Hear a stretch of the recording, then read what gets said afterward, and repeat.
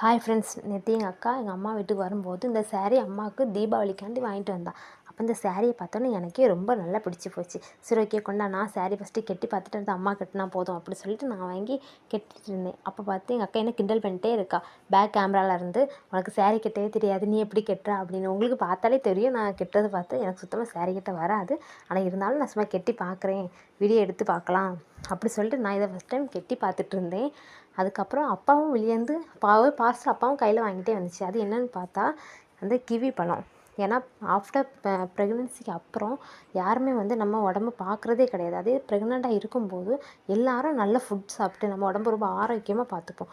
ஏன்னா அது குழந்தைக்காக மட்டும், குழந்தை நார்மல் டெலிவரி பிறக்கணும், குழந்தை ரொம்ப ஆரோக்கியமாக இருக்கணும் அப்படி சொல்லிட்டு நம்ம ரொம்ப நல்லா சாப்பிட்டு நம்ம உடம்ப பார்த்துப்போம். ஆனால் அதே இது எல்லோரும் பாருங்கள், டெலிவரிக்கு அப்புறம் நம்ம உடம்பை பார்க்குறதே கிடையாது. டெலிவரிக்கு அப்புறமும் கூட குழந்தைக்கு தான் நல்ல ஃபுட்டு கொடுத்து குழந்தைய மட்டும்தான் நம்ம ரொம்ப நல்லா பார்த்துப்போம். அதெல்லாம் எங்கள் அப்பா இதை நீ சாப்பிட்டு உன் உடம்பு ஃபஸ்ட்டு பாரு அப்படி சொல்லிட்டு வாங்கிட்டு வந்தாங்க.